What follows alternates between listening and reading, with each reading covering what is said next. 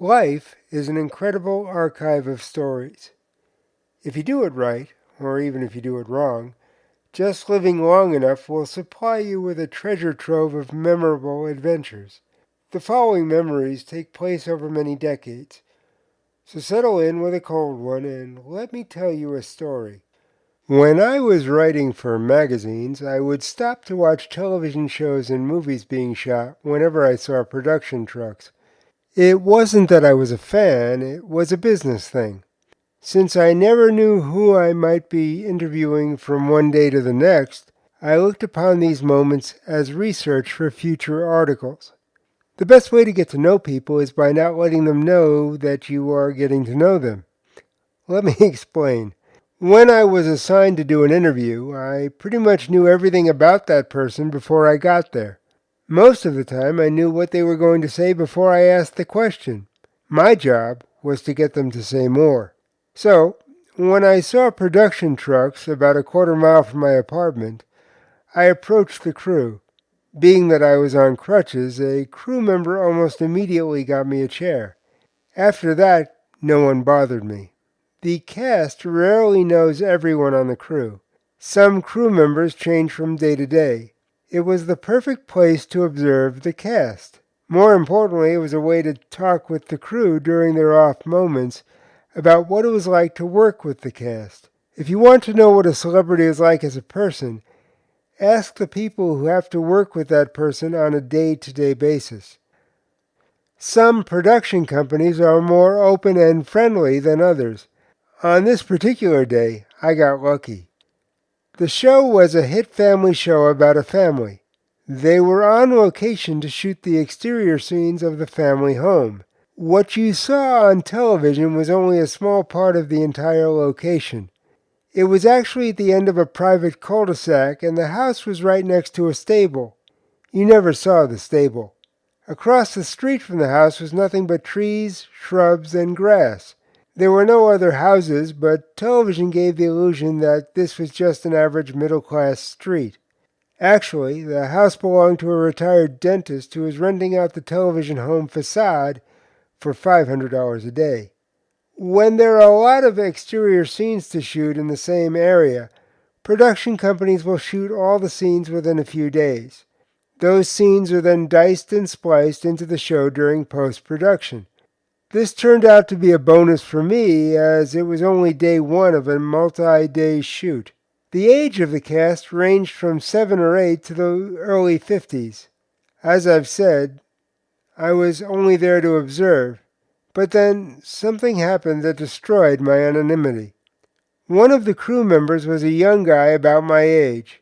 He was a stand-in, literally a body standing in for cast members when they're on a break.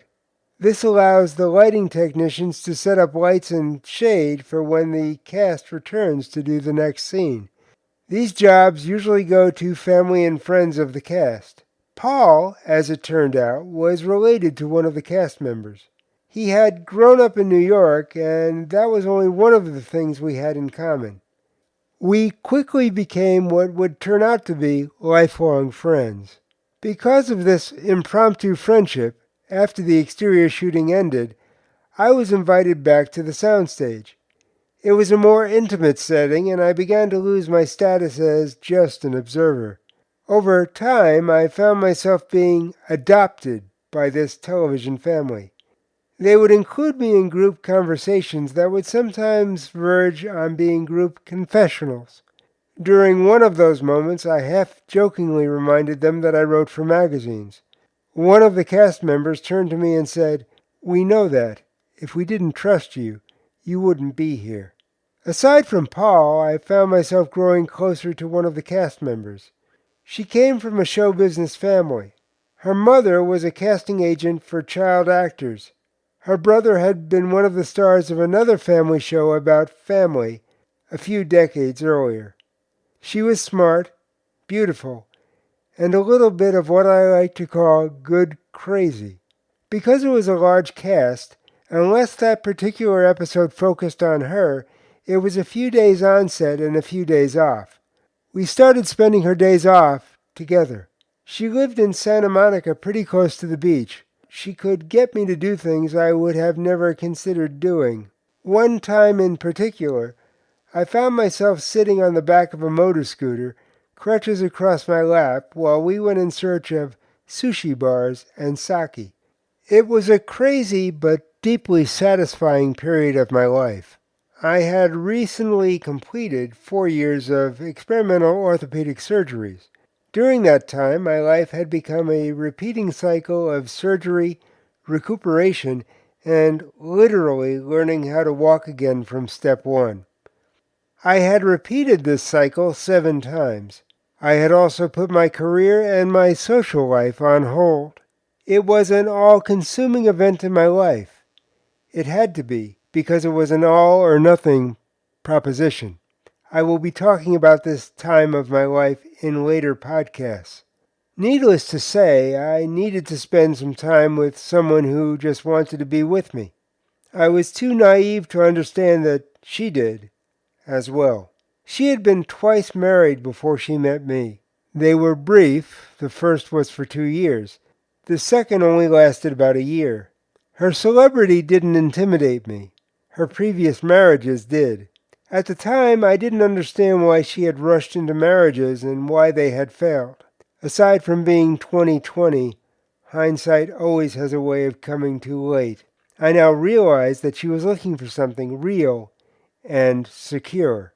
I think her ex-husbands had wanted to live in the glow of fame and fortune.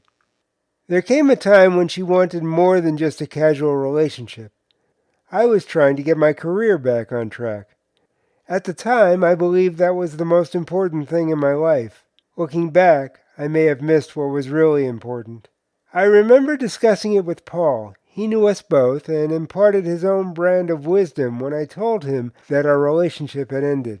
"Bud," he said, "you're an idiot." He was right. She and I drifted apart, and I eventually moved to Vegas, but I never really forgot her. I heard she had tried marriage a third time, but it had only lasted a few months. I like to think that it would have been different for us. I took a job with a PR firm and remember the moment I was researching a client when I came across a newspaper article that she had died suddenly 6 months earlier. I picked up the phone and called Paul.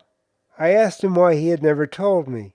There was a pause before he said, "I didn't know how." I understood because I knew he understood.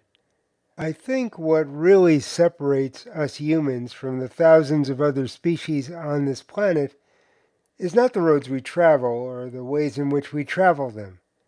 I think what separates us is the roads we choose not to travel, and, more importantly, the regret we feel for not taking those journeys. Until the journey brings us together once more, take care and stay safe.